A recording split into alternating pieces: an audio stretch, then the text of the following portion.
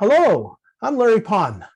I'm with CalCPA with the Financial Literacy Committee, and today we have a special event with the Better Business Bureau of the San Francisco Bay Area of Coastal California. And our special guest today is Jonathan Herrera from CalSavers. He's going to talk about CalSavers and why you need to learn about it, and most importantly, the June 30th deadline. And with us is the CEO of the Better Business Bureau, Lori Wilson. So Lori, why don't you tell us a little bit about the BBB and why we should be members? Well, thank you so much. Thank you for coordinating this, Larry, and Jonathan for being here. I want to just say that we love the opportunity to provide timely, really important information about this program and others. And BBB is really all about creating a marketplace where people can trust each other. And we want to provide value to our accredited businesses. We want to help the public really understand what that means when you're an accredited business, and the fact that you have committed to being an ethical business. And that's super important to all of us. We are the only company that does what we do, and we've done it for 110 years. So we're here. This local BBB has been here since 1927. And we cover the San Francisco Bay Area and Northern Coastal California. So we're happy to have you here, and anything that we can do to help other programs like this one or anything else you might need as a business owner, I hope that you'll give us a call. Thank you. Thank you, Lori. And if you have any questions, you can please enter it in the Q&A. So on the bottom of your screen, you see a Q&A button. Press on that, and you type in your questions. And if it's an appropriate question at the time of Jonathan's presentation, we'll stop to answer those. But if not, we will save some time at the end to answer them. Now, if you have more questions beyond this presentation, please contact the BBB, and Sonia will put in the chat the appropriate email address you can send questions to, or any other presentations you'd like to see presented. So Jonathan, the floor is yours, and let's get started. Awesome. Thank you so much, Larry. So good morning, everybody. As you know, Lori and Larry introduced in the beginning of the program, my name is Jonathan Herrera. I am the Director of Outreach and Education for the CalSavers Retirement Savings Board. So let me start by saying, obviously, thank you to the Better Business Bureau for hosting us today, and Larry for joining us to moderate. I'm really excited to join you all this morning to talk about how California is working to address the retirement savings access gap that exists in the state. And yes, of course, we're going to discuss the state's new retirement mandate and why this is an important compliance issue for small business owners throughout the state. So in a nutshell, just to get us all started, CalSavers is the state's new retirement savings program designed for the millions of Californians who don't have a way to save for retirement at their job. It was actually created by legislation that passed back in 2016 that requires California employers who do not sponsor a retirement plan and have an average of 5 or more employees to participate in CalSavers, which we've designed as an automatic enrollment individual retirement account, or IRA, with no employer fees or fiduciary responsibility. And I think this is a really important conversation to be having right now. So I'm excited to be here again today. For 3 reasons. Number one, obviously, is this upcoming deadline that is probably the reason why many of you are joining us today. We've got 14 days until our next compliance deadline. So we're going to talk about that in more detail in just a minute. But, the other 2, I think, really important reasons, signs of the time that I think make CalSavers a really, poignant topic right now is, number one, the job market, right? So we're hearing from employers all over the state about how hard it is to fill open jobs right now. Employers right now are looking for ways to make their business look more attractive to prospective employees, retain their existing ones. But some businesses, especially small businesses, haven't been able to compete on retirement benefits because they might not have had the resources, whether it's on-staff resources or financial resources to sponsor their own plan. So that's part of the reason why CalSavers was implemented, especially with no employer fees, to sort of level that playing field for those small businesses that felt like there weren't plans on the market that worked well for them. The other thing that we're hearing from employers right now is, with so many people working to overcome the financial setbacks caused by the COVID-19 pandemic, so many of the employers that we've been talking to are looking for ways to focus their efforts on helping their employees improve their financial wellness and save for the future. So we're proud to be promoting, this program at this time, because I think now more than ever, we see how vital it is for, all workers, all people to have financial resiliency in both the short and long term. And that's exactly what CalSavers was designed to do, to help savers, workers, on both of those measures. Let's see. So my plan for today, I'll give you some background on the program. We'll talk about this mandate, what the compliance deadlines are. We'll talk about how the program is designed for businesses and what the responsibilities for a business who's facilitating CalSavers will be. And then, of course, we'll talk about the program design features that will affect your employees, right? What will your employees get? What options do they have? All of that kind of stuff. But before I get into that part, I do just have to say that we're always excited to join other organizations who are working to close this retirement savings access gap. Our participation in this, of course, is for educational purposes and doesn't indicate an endorsement of the analysis or recommendations presented by our hosts or co-presenters. So I know Larry's planning on interjecting and asking some questions and stuff. His opinions are his, my opinions are mine, etc. So anyways, I think, like I said, we'll start by talking about some background, and then we'll get into how the program is designed to work for both employers and employees. So I think the best place to start is to talk about the situation that exists in the state that spurred the legislature into action to try to do something about this retirement savings access gap. So what does that look like? Well, the research shows that nearly half of Californians are projected to retire into economic hardship if they can retire at all, which is a really sobering statistic when you think about it, right?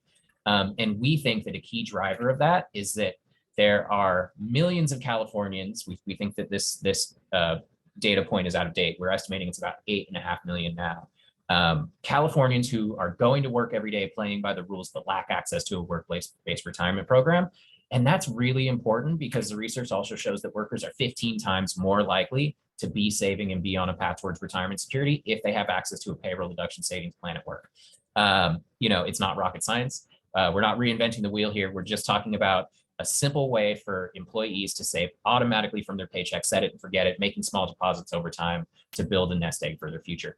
That number actually goes up to 20 times more likely if the program features automatic enrollment, which is something that we're proud to say CalSavers does. And we'll talk about that in more detail in just a little bit also.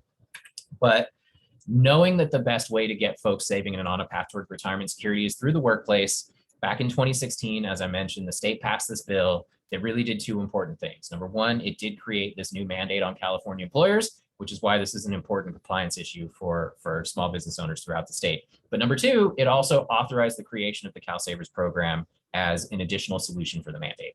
So once again, the mandate says any business in the state of California that's not offering a qualified retirement plan and has an average of 5 or more employees will need to register for CalSavers and facilitate their employees' access to the program.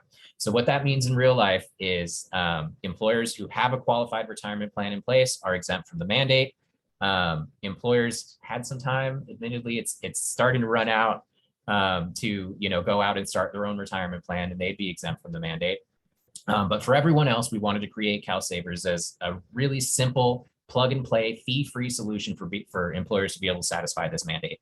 When we're looking at employer eligibility, right, when we're determining which employers are eligible, I kept saying the word average, and that's important because we're actually determining eligibility by looking at the average number of employees that a business is reporting to EDD for the previous calendar year. So, small businesses are filing that DE9, the quarterly wage report, with EDD every quarter.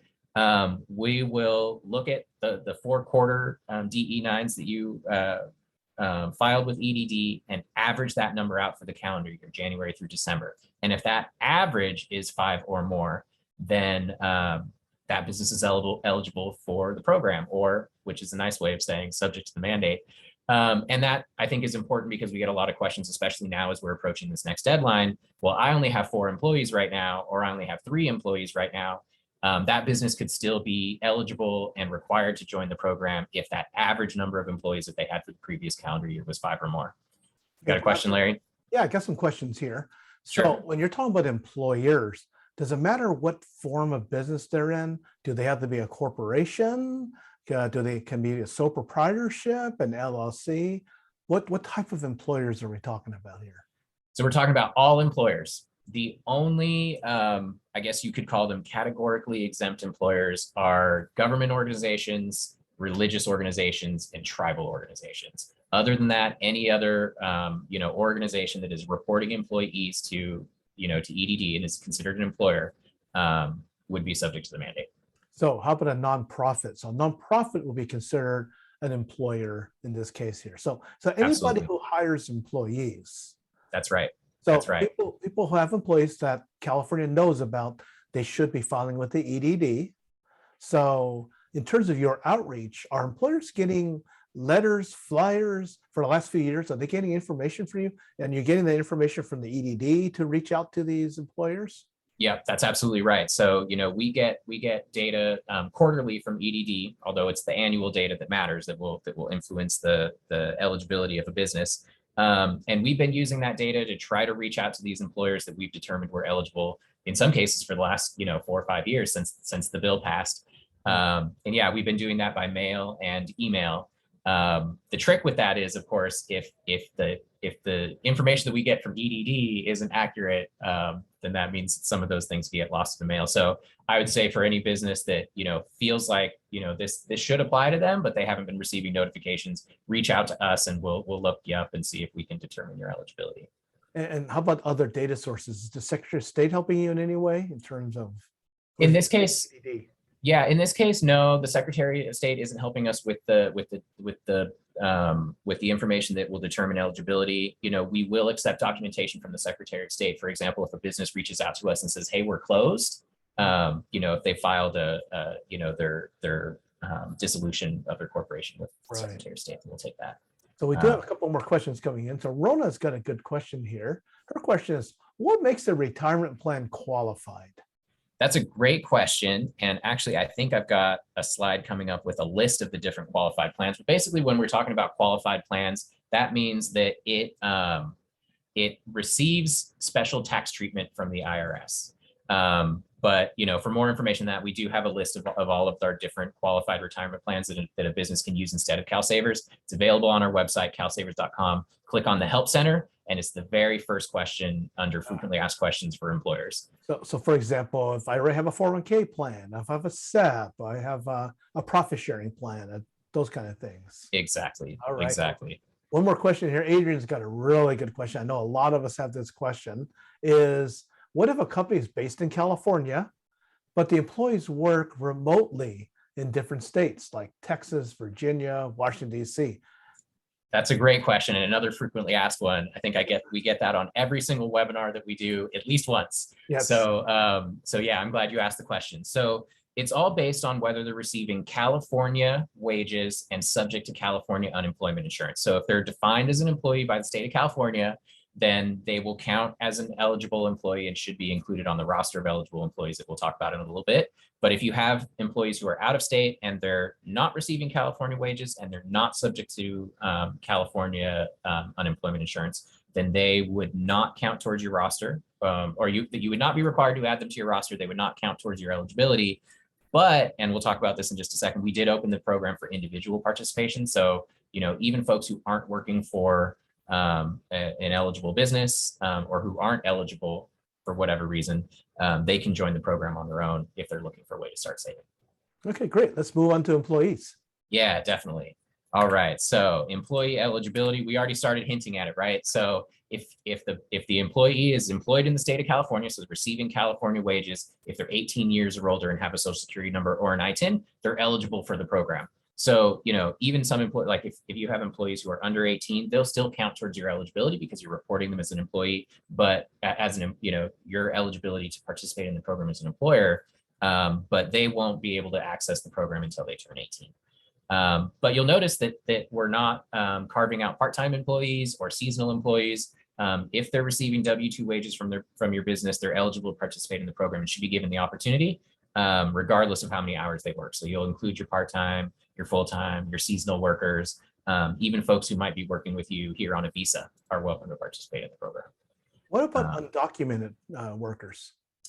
So, that's a little bit tricky. We don't, obviously, it's not our role to be checking folks' status. So if an employee is added to the roster and they have, California W-2 wages and they have a social security number or an ITIN that appears valid, they can participate in the program. We're not checking documentation. So, I would assume that someone in that situation might, not have a valid social or ITIN, but again, that's we don't make that determination. So the requirement is that they have either an ITIN, an individual taxpayer identification number, or a social security number. Exactly. But if you're hiring these high school kids over the summer, they might be under 18. They can be included in the program, right? That's exactly right. That's Okay. exactly right. We'll talk about the, adding folks to the roster in just a little bit, but employers they'll become eligible once they turn 18, and that's when you'll want to add them to your roster and give them access to the program if they want it. All right. So the other thing we like to say up front on this slide, as you can see at the bottom, so we don't see CalSavers as intended to replace or compete with employer-sponsored plans. As I mentioned, the goal of this legislation is to address this savings access gap that exists in the state. So, we're already seeing evidence of employers going out and starting their own qualified retirement plans. That's great news, because most importantly, it means that more workers throughout the state are getting access to these tools that we know work to get them saving on a path towards retirement security. So I have a question about that. So let's say I'm an employer. I haven't started the plan yet, but let's say I set one up, but it starts on July 1st, my 401k plan or whatever. Is that going to comply with the timing requirement here by having my own private plan instead of going through CalSavers? Yeah, so the legislation laid out some penalties for non-compliance, and that says that if a business is out of compliance for 90 days after receiving a notice of non-compliance from the state, they could potentially be subject to a penalty of $250 per employee. If they're out of compliance for an additional 90 days, it goes up an additional $500 per employee. So you're looking at $750 per employee penalty for continued non-compliance. So a business in that situation whose 401k starts up on July 1st or within those 90 days really has nothing to worry about. Other than that, I would say connect with us, let us know the situation that you're in, and we'll figure out what the best course of action is for you to make sure that you remain in compliance. And so in other words, reach out to us if you have any tricky situations going on. Yeah, I know. Well, speaking of tricky questions, Fatima's got a really good one here. For qualified employees, you mentioned average of 5 for mandate to apply. How long would an employee have to work for a company to count towards calculating that average? That's a great question. So if they were reported to EDD on those wage reports, then they would count towards the average regardless of how long they worked. So, I mean, in theory, if you had someone on the payroll for just a few days and they were listed on that quarterly wage report from EDD, then at least for that month that they received a paycheck, they would count towards the average. Yeah, that's a great question. Yeah, that is. So I promised the list of qualified retirement plans. This has been up for a minute, so hopefully folks had a chance to skim it. I think folks are getting copies of these slides too. And again, this information's on the website. So I will skip to the next slide, which is the registration deadline. So we launched the program back in July of 2019. And when we did that, it kicked off a 3-year phased rollout of compliance deadlines based on the size of the business. And we're 2/3 of the way through, the initial rollout period, that 3-year phase rollout. So businesses with more than 100 employees were supposed to register by September 30th of 2020. Businesses with more than 50 employees were supposed to register by June 30th of 2021. If we happen to have anyone on the webinar who is in either of these two buckets, you had an average of 100 or more employees or 50 or more employees, you don't have a retirement plan and you haven't signed up for CalSavers yet, please reach out to us. Folks in that first bucket are probably already receiving their penalty notifications, but we want to work with you and get you in compliance. Businesses with more than 50 are probably going to start receiving those soon. So again, reach out to us. We're much more interested in getting you in compliance than in collecting penalty revenue. So let's get you up and running. But so Jonathan, go ahead. Those notices, they're coming from the franchise tax board, right? Is that who's sending the notices?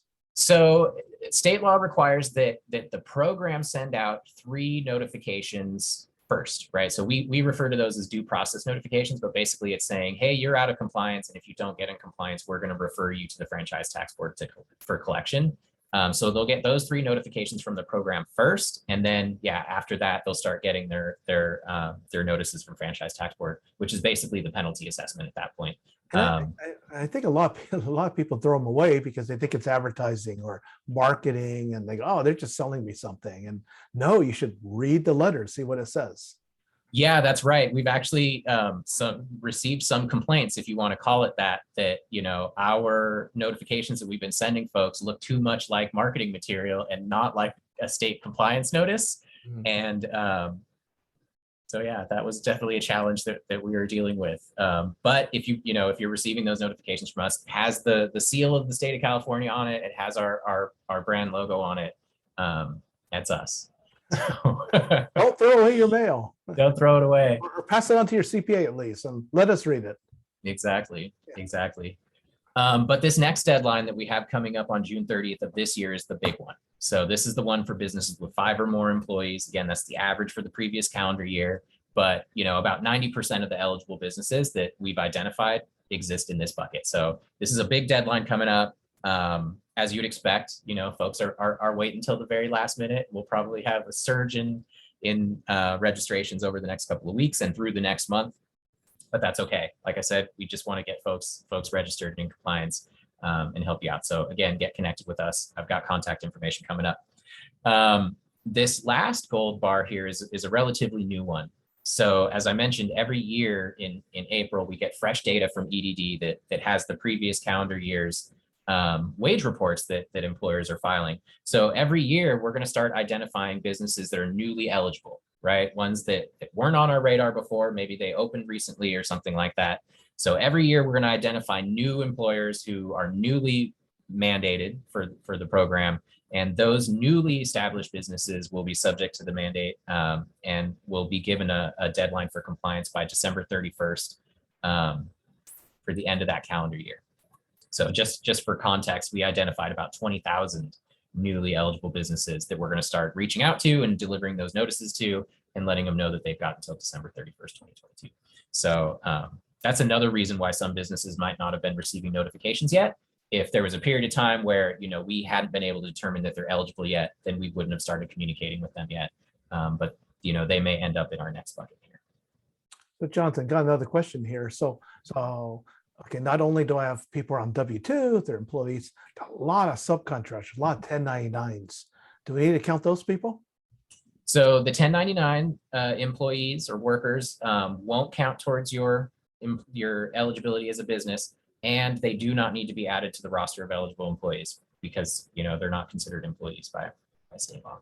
Now, what if there's an audit, an EDD audit, an IRS audit, where the worker classification audits, where they reclassify person that the employer was calling them 1099, and then they reclassify them as employees? So what happens there? Does that go back retroactively, or does it just go forward? So I would have to do a little bit more research to figure out for sure. But my guess would be that business, they haven't been reporting those employees to EDD yet. So they would be off our radar. And going forward, they would need to start reporting those employees to EDD. And that's when they would, start showing up on our radar. And we would probably consider them a newly mandated employer. Very good. Yeah. So last thing here on this slide, just a quick note for employers with less than 5 employees. So keep in mind that we're talking about the average number of employees that you had for the previous calendar year. But if that average for the calendar year was 4 or fewer, then that business is not subject to the mandate, and it actually is not allowed to enroll in the program. But as I mentioned earlier, we did open the program for individual participation. So employees of those very small businesses, the 1099 contractors we were talking about, or any self-employed folks, contractors, gig workers can actually go to CalSavers.com and start their own IRA with us anytime they'd like. Because again, we just wanted the program to be as inclusive as possible. So even if we can't, get you access through your workplace, we still want to give you the opportunity to participate if you're looking for a way to save. Yeah, let's make sure we talk about that towards the end here. Yeah. Okay. All right. So that sort of covers, the background and the mandate, the deadlines, what that all means. So my next group of slides talks about, what the responsibilities of an employer who is facilitating CalSavers. So if you register for CalSavers, what do you have to do to remain in compliance? So I think usually the best place to start here is to just talk about what we had in mind when we were designing the program. So, when the bill passed back in 2016, one of the very first things we did was get together a group of stakeholders representing, representing consumers and representing employers.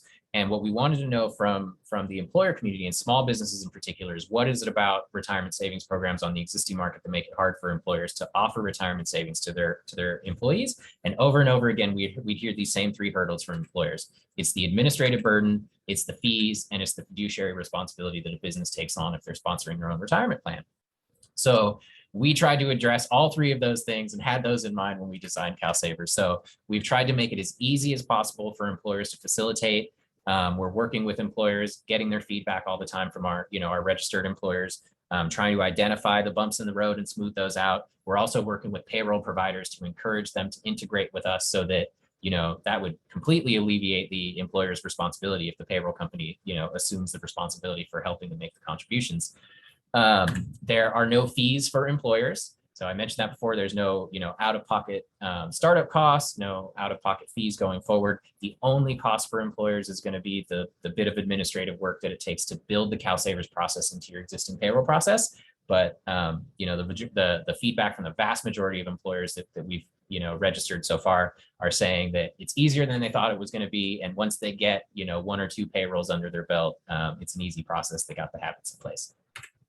And then, of course, because employers are not sponsoring this program, employers are not taking on the fiduciary responsibility that they would from, an employer-sponsored plan, right? If an employer sponsors a plan, they're responsible for monitoring the fees and the investments. And if something goes wrong, they could be potentially held liable by their employees.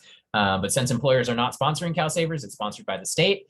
The 9-member public board that I work for, chaired by the state treasurer, as well as the contractors, right? The companies that we've contracted with to help us run the program and help us with the investment management. We're taking on that fiduciary responsibility and making sure that the program's operating in the best interest of your employees, of the savers. So, protecting employers from that responsibility.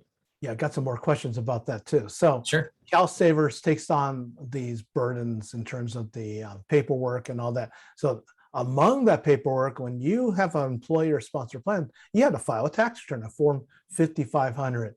So if we go through CalSavers, we don't need to worry about a Form 5500. That's all taken care of, right? That's right. And how about all that testing, the discrimination testing, the top-heavy testing and all that? We don't need to worry about that as an employer? Right. Employers won't need to worry about that. You'll just need to, as an employer, you'll just need to make sure that you follow the rules set out by the program, which is making sure that you give access to all of your employees who have a W-2, are 18 years or older, and have a Social Security number. And is there a minimum amount that does employer have to make matching contributions? No. Not only do they not have to, but they're not allowed at all. Yeah. Now, what if I wanted? I'm a generous employer, right? I had a great year. I want to put some money into the employee's retirement account. Can I do that? Can I do a profit sharing or anything like that? Not with CalSavers. No. No employer contributions are allowed. That's because, for two reasons. Number one, it's designed around an IRA, and the rules around IRAs that the IRS sets says that only participant money can go into that. So no employer match. But it also protects the employer from that fiduciary responsibility. The bigger role an employer plays in, managing a plan and contributing to a plan, the more likely they are to pull on that fiduciary responsibility. And you're going to talk about the investment choices later, right? Absolutely, yeah. Very good. Okay, we have a good question here from Bruno. What are the employer responsibilities with the paperwork? Does the employee responsible for any updates on their information? So I guess what as an employer, I sign up with CalSavers. What am I responsible for? What do I need to do? Yeah, that's actually my next slide. So we can talk about that. All right, but long story short, right, there is no paperwork that employers need to file. All of the administrative functions an employer will need to do is online. And then to give you a little preview of what we're going to talk about next, if employees do need to make changes to their account, they'll contact the program directly. We'll help them with the changes. That way, they're not knocking on your door as the employer anytime they want to change the rate or do something like that. If address changes, beneficiary changes, those sorts of things. Exactly. Before you go to the next slide, one more question from Jessica here. Once the employer completes the registration process, is it mandatory that the employee signs up, or can they deny or opt out in any case? Yeah, so employee participation is completely optional. They can opt out at any time. However, the employer is required, by state law to give us that roster of eligible employees, which will include the information that we would need to establish their account. And then it would be the employee's responsibility to opt out if they don't want to participate. But we'll talk about that in more detail in just a little bit too. Okay, all right. Cool. All right. So employer responsibilities. Employer responsibilities can really be summed up in 4 processes. And the first 2 are one-time deals that, as I mentioned, are all online. So employers need to register by their state required deadline, and they need to take some time to set up their account. So basically, this is, you set up a username and password, you confirm your business information, so that we make sure that the information that we have from EDD is correct. Tell us who our main contact at your business is going to be, and tell us a little bit about how you run your payroll so that we can help you get that part set up. The next step, within 30 days of registering, you'll need to give us that roster of eligible employees. So you'll submit a list of all of your employees and the information that we would need to get their account set up. Within 30 days of registering, and that starts off what we call our 30-day employee decision period. We'll talk about that in a little bit more detail, but we'll reach out to your employees either by email or US mail with all of the program materials. So it's not your responsibility to pass out the program materials, although we do have resources available for employers who want to help. And then, so they have this 30-day employee decision period, after which any employee who doesn't opt out will be enrolled in the program. And then you as the employer will begin to submit employee contributions for your participating employees. So in other words, those employees that didn't opt out. So in terms of submitting the employee roster, is that something that's typed into the website, or can I upload a spreadsheet or a CSV file, or is there any other format I can submit this information? Yeah, absolutely. So it could be done either way. For smaller employers, they can go online and just add their employee information one by one. But we do also have upload templates available: Excel, CSV, like you mentioned, a couple of others. And we can work with payroll companies that are using different types of upload file formats, and work with them to see if they can do that. So I always recommend check with your payroll company to see what level of support you can expect from them to help you out with this. But either way, even the ones that won't help you out have a completely manual process. Our employer service team is standing by ready to help folks get things set up. But those 2 are really the only ongoing responsibilities for the employer. So you'll continue to maintain that roster. Employers are required to add their new employees within 30 days of their hire or of their eligibility. So if you had a 17-year-old on staff, once they turn 18, you should add them to the roster by the time, within 30 days of their turning 18. And then employers are not required to mark their employees as inactive if they leave, but we do have that function available on the website so that you can keep your roster clean, right? Get rid of the folks that aren't with you anymore. And then employers will continue to submit those employee contributions for your participating employees with each pay period. And again, the feedback from the vast majority is that process fits in pretty seamlessly with your existing payroll process. Couple of things that employers will not experience, and we already talked about all 3 of these things. So employers will not incur any program fees, employers do not have any fiduciary responsibility, and employers are not allowed to make employer contributions, as Larry and I just discussed a minute ago. Let's see, a couple of things that employers must not do. So, employers shouldn't be out there actively encouraging or discouraging participation in CalSavers. Now, that's not to say that you can't talk about it with your employees. Like I said, we do have resources available on the website, pre-written communication materials, all of our flyers, copies of the information packet that we deliver. It's available on the website. Employers can print those things out and, take the opportunity to help make their employees aware that this is here, and that if they don't want to participate, they need to opt out. We just hope that employers will draw the line about either saying you need to do this, or you need to opt out. Let the employee make that decision on their own. And then, of course, employers won't provide advice about investment options, taxes, or participation in the program. Send folks to a professional if they need advice about that kind of stuff.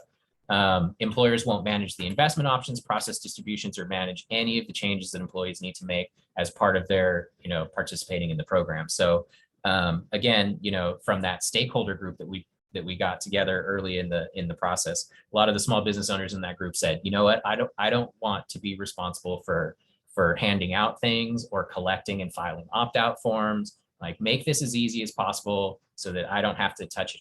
I don't have to touch it if I don't want to. So we heard that, and we made it so that if an employee needs to make any changes, they can contact the program.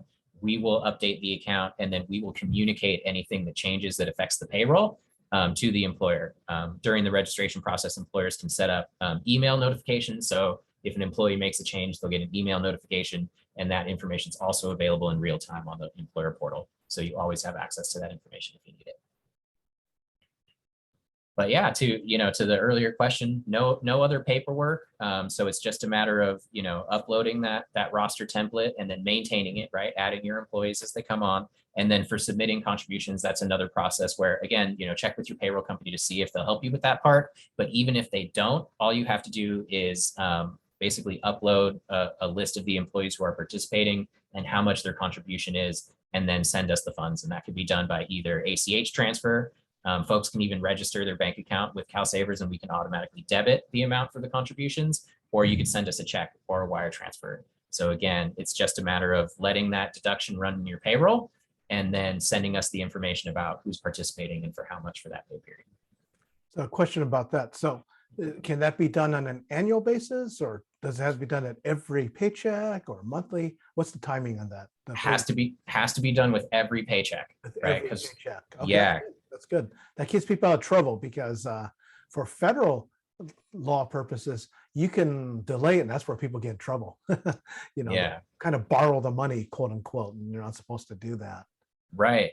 So, we sort of follow the industry best practices, and we tell employers that they should have the employee contributions to us within 7 days of the date of the deduction. That's good. 7 days. Yeah, and really what you need to think about here is that once you've made the deduction and you're holding on to that money, that's employee money that you're holding on to, right? Mhm. And your employee could be sitting there keeping an eye on the CalSavers app or looking at the CalSavers website, waiting to see their contribution go into their account. And it really affects the trust in you as an employer, getting the payroll in on time and that of the program too. So faster you get it in, better it is for everybody. That's great. And so they're fully vested. It's their money. Mhm. And what if they change employers? The money still stays at CalSavers, and their new employers also CalSavers. So just got to get re-registered or something like that. That's right. Yeah, I've got some information about that on some upcoming slides. But yeah, the CalSavers accounts are completely portable. So if they go to another CalSavers participating employer, they'll have that that 30-day employee decision period to decide if they want to participate from their new employer. But after that, their contributions will go into their existing account. So they'll only have one account that they have to deal with, and that'll follow them anywhere they go. One account number, right? Right. Okay. One account number, one account. Optimus got a good question here. So let's say an employer is signed up with CalSavers, Mhm. but then they say, "Oh, I'm going to start my own 401k plan or whatever." Is it pretty easy process to stop this? Yep. Timing Yep. period. Period. Absolutely. So, once a business gets another qualified plan in place, they just need to call us up and let us know the plan's up and running, and we'll mark them as exempt. And then, as we were discussing, the employer will stop facilitating CalSavers, but the employees will get to keep their CalSavers accounts and decide, what they want to do with them. They can keep their CalSavers account. They can continue making contributions on their own if they want to, or they can roll that money out into another qualified plan. Always check with the tax advisor before you transfer money, though, because Right. you never know. Cool. All right, so this next slide, I have those responsibilities sort of laid out on the timeline just so that we can, reiterate what they are, and you can get sort of a visual of the timing of this whole process. So again, you'll need to register by your state required deadline. In order to register, you just need an access code that is on the notifications that you've been receiving from the program, and your federal EIN. That's how we identify your business.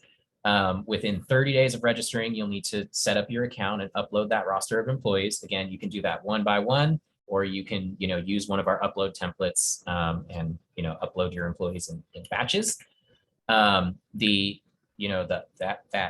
upload of employee information triggers that employee decision period. So they'll have 30 days to decide how they want to participate. We'll talk about that in a little bit more detail in just a second.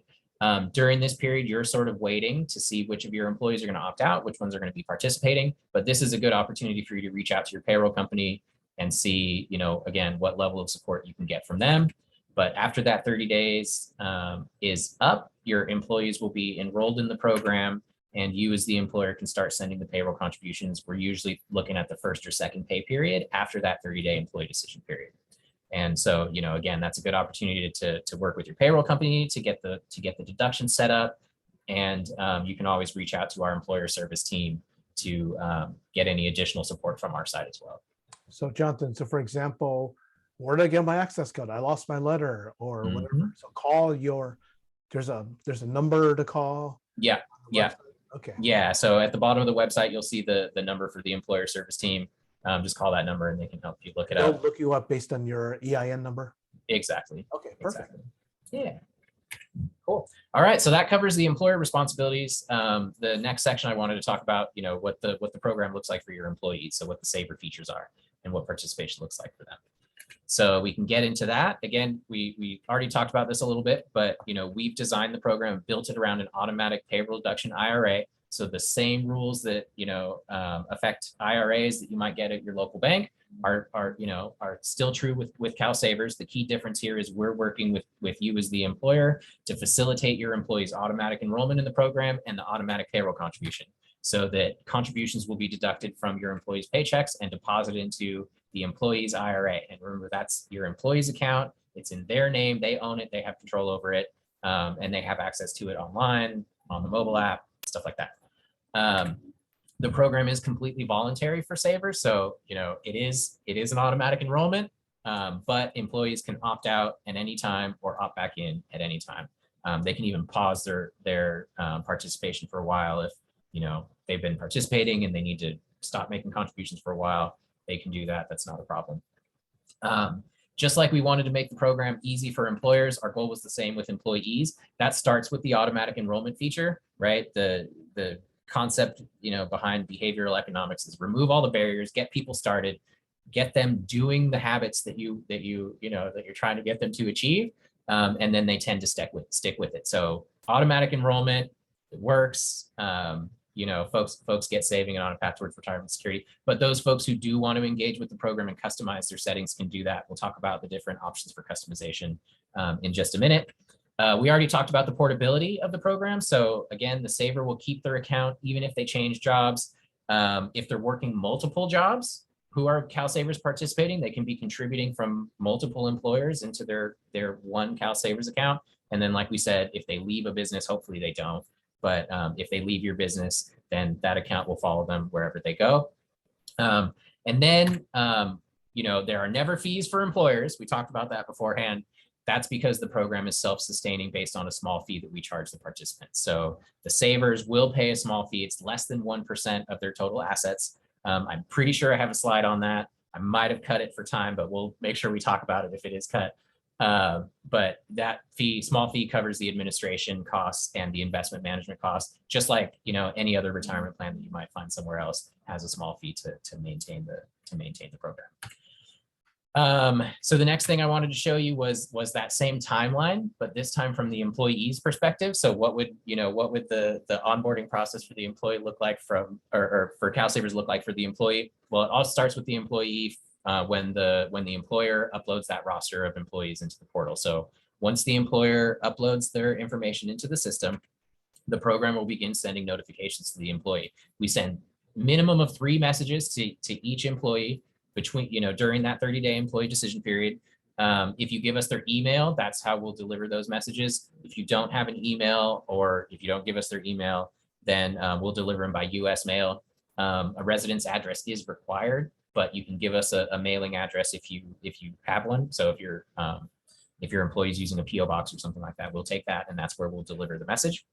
But so we'll begin sending the notifications to the employee, and that begins that 30-day employee decision period, which, if you remember, 30 days after the employee is added, they'll be automatically enrolled in the program, and you as the employer can begin initiating those payroll contributions.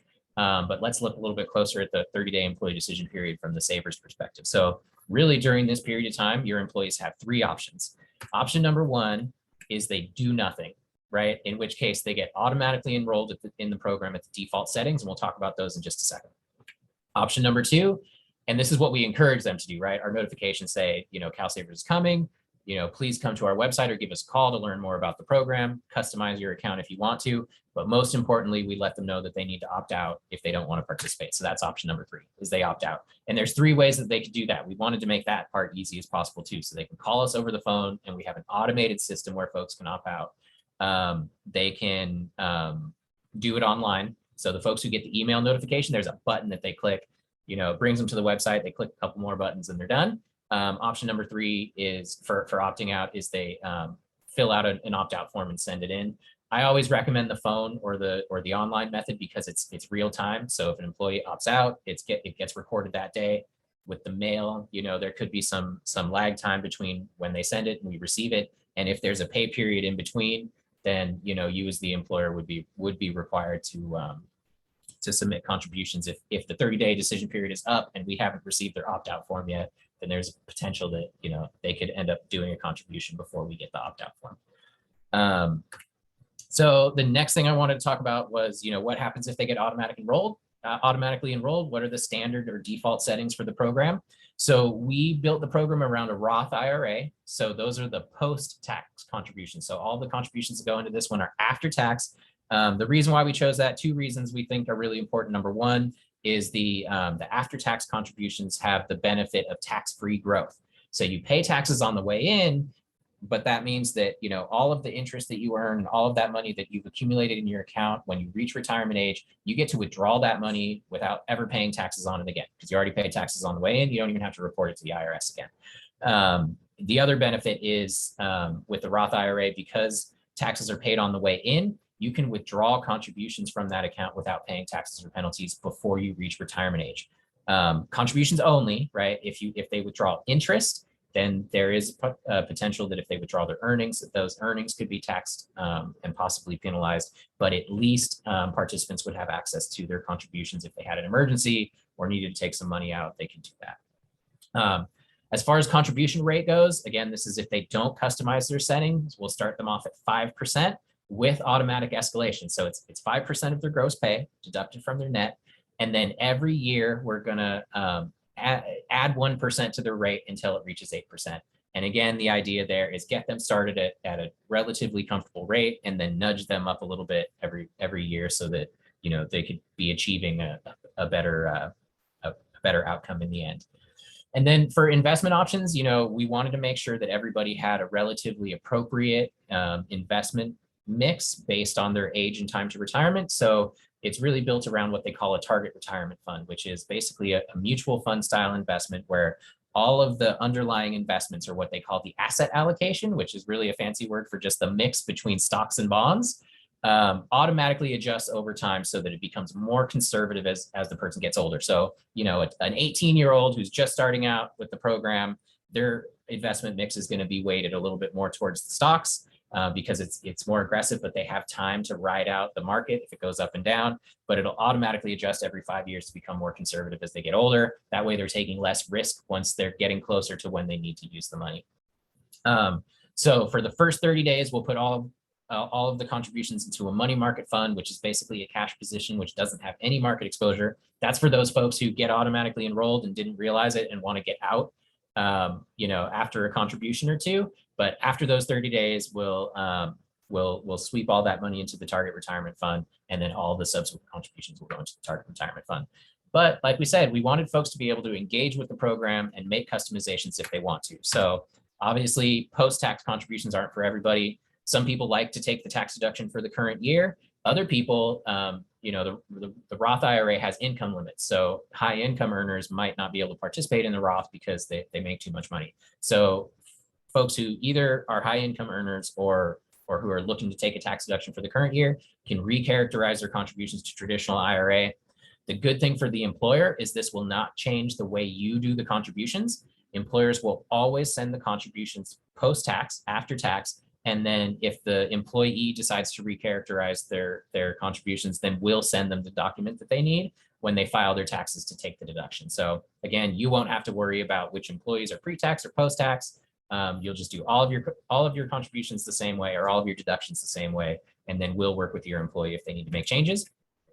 As As far as the contribution rate, completely flexible. Savers can contribute anything from 1% to 100% of their salary, as long as they stay below the IRS maximum, which is $6,000 per year this year, $7,000 if they're over 50. The folks can also pause their contributions for a while, right? So they can set it at 0% for a while if they need to take a break. And then of course, savers can turn on or off that automatic escalation feature. That automatic escalation happens every year in January. And we send messages out to employees in December saying, hey, it's the end of the year. It's automatic escalation time. Let us know if you want to pause it. More than 90% of the folks who are in the program and have the automatic escalation stuck with it during this last January. So, folks are definitely using the feature at the very least, if not taking advantage of the feature. So, and then in terms of investment options, we didn't want to overwhelm people with too many choices, but we did want folks to be able to choose from a menu that might, represent their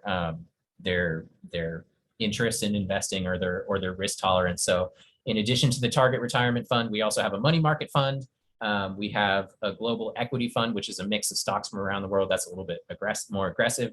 We have our core bond fund, mix of different bonds. That one's a little bit more conservative. And then we also have what we call our sustainable balance fund, which is referred to in the industry as ESG, which stands for environmental, social, and governance. So the underlying investments there are chosen based on whether they're environmentally friendly, if they have good social responsibility or good corporate governance, then they could end up in that. And I'm looking at my presenter mode and I can see that I'm coming up on almost the last slide. So that means that I did remove the slide that has the total fees on it. So I'm just gonna talk about it here. So we mentioned that the program is self-sustaining based on the small fee that we charge participants. That fee is less than 1%. So depending on which of these investment options they're in, they'll pay anywhere between 0.83% and 0.95% every year. So what that means is 83 cents to 95 cents for every $100 they have in their account per year. And again, that covers, the program administration and the investment management. That's what keeps it free for employers and makes it so that there's also no state or taxpayer money involved. The program will be entirely self-sustaining based on that small fee. So CalSavers, the whole program, including paying your salary, doesn't cost the California taxpayers any money. That's the goal. So right now we are operating on a small startup loan that we got from the state, which the law requires that we pay back with interest. But yeah, once the program is up and running, then we'll be self-sustaining based on that small fee. Do you have any numbers of how much is invested in CalSavers so far? Yeah, so I get a report every day and I looked at it this morning and I'm trying to remember what number I saw. I want to say we're about 220 million right now. Okay, great. And yeah, and the program's growing at about 19 million every 30 days, which is pretty neat. But that represents 64,000 employers registered so far and more than 220,000 contributing savers, which is pretty exciting because when we think about it, we always say, that's 220,000 plus people who are saving now that didn't have the opportunity a few years ago, which we find pretty exciting. Yeah. We have a good question here. So sure. The question is, we have a 401k plan through our payroll company. I'd like to stop that program and switch to CalSavers to save us money and take the responsibility off of us. Can we arrange for the funds in the current plan be rolled over or added to the CalSavers plan at the start? So let's say I've got a dozen employees, got some money in their 401k already, but I just want to get out of that, roll it into CalSavers. Is that possible? So the CalSavers program would allow funds to be rolled over into our program. I'd be careful though about doing it automatically because remember, once you register, so you have to terminate the 401k program before you become eligible for CalSavers. So remember, anybody who has a qualified plan in place is not eligible for CalSavers. Plus, your employees get that 30-day employee decision period to decide whether or not they want to participate. And you don't know if some of your employees are going to opt out. You don't want to have started a mechanism to transfer money into an account that ends up not being opened. So I would say, the best advice would be to check with a financial advisor, probably someone who is with that 401k provider, to ask them, what the process is, what they require, but you could tell your employees that, whatever happens with their 401k money, it's possible for them to transfer it to CalSavers if they want to. Let me chime in on that. Yeah, please So- do, Larry. That's probably a better question for you. So it depends on the 401k plan, right? Because in the 401k plan, you have a choice of the traditional 401k or the Roth 401k. So my suggestion in this case here is probably I would just encourage them to roll over to their own IRA accounts or Roth IRAs. Because if you take a 401k, a traditional 401k, roll it, let's say you roll to CalSavers. CalSavers is a Roth IRA. So what that's going to be is a taxable transaction. So let's say your employee has $10,000 in a 401k, you rolled that $10,000 into CalSavers, that $10,000 is going to be taxable. So that's probably not a good idea and not the outcome we want. So yeah, so if you want to terminate your 401k, talk to your CPA about that to see what makes the most sense. Perfect. Thanks, Larry. So this is pretty much, I would say, second or third most important slide in this deck. Obviously the stuff about the mandate and the deadlines is very important, but this has all of the different contact information for ways that you can get a hold of our program. So it starts with the website, calsavers.com, tons of resources there for savers, for employers, frequently asked questions, all of those communication templates that I talked about, pre-written materials, all that stuff is there for you. The website's available in 10 languages right now, and we're about to expand it to 16. So we're working on that. And then we've got our amazing phone team. This is, the call center is managed by our program administrator, but wonderful team there, 8 a.m. to 8 p.m. Monday through Friday, dedicated lines for employers and employees. Folks can call us anytime. We have English and Spanish speakers on the phone. We also have access to a translation service. So we've been helping folks in dozens of languages over the phone. And then we also have one-on-one support for employers as well. So we've got a dedicated onboarding team that's based in the call center that reaches out to folks once they register to help them get, through the process. And then we also have a field team of folks of relationship managers throughout the state who provide local one-on-one support for you as you go through the process. They can go out to your business if you need that. They can do presentations for employees if you need that. And that team is multilingual too. We've got folks who can do presentations in English, Spanish, Cantonese, and Mandarin. So, if you're interested in that, please do not hesitate to reach out to us. Field support at calsavers.com is the best way to get a hold of your local field rep. But, bottom line is this is a mandate. And I know, and we've heard from employers that it does feel and look intimidating when they're looking at it from the outside and they haven't started the process yet. But we do want to engage with employers and help to make that as easy as possible. And like I said, the vast majority of employers are saying once they get through the process and get it up and running, it's a lot easier than they thought it was going to be. And it fits in pretty seamlessly with their existing payroll process. So I don't know if we have time for more questions. I'm actually going to leave this contact information up because I think it's the best, but I'd be happy to answer more questions in the last few minutes that we have, or hand it over to our host to close us out. Okay. Thank you for having me. Well, thank you, Jonathan. This is Thank you, Jonathan. very informative. And Sonia's going to give us some closing comments about how to reach out to her to get a copy of the handout. This is being recorded right now, and we'll be posting this on the Better Business Bureau website. Yeah, so just to reiterate, I did put in the comments for those of you who maybe haven't checked there yet. My email is in the chat, so you can email me for a copy of these slides. So obviously it will have this slide here that you have all this contact information on. So it might behoove you to email me for the slides to get this important deck. As Larry said, this is being recorded and we will have this uploaded probably by the end of the day on our Golden Gate Better Business Bureau YouTube channel. So that will be available. Well, thank you, Sonia. Thank you, Jonathan. And Thank you, for Larry. joining Thank you, us Jonathan. today. And thank you for joining us today. If you have more comments, please send them to Sonia.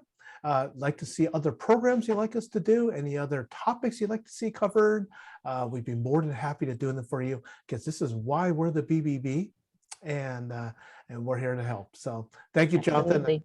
Okay, everybody, and have a great day. Thank you very much. Thanks, everyone. Okay, bye-bye. Thank you. Bye.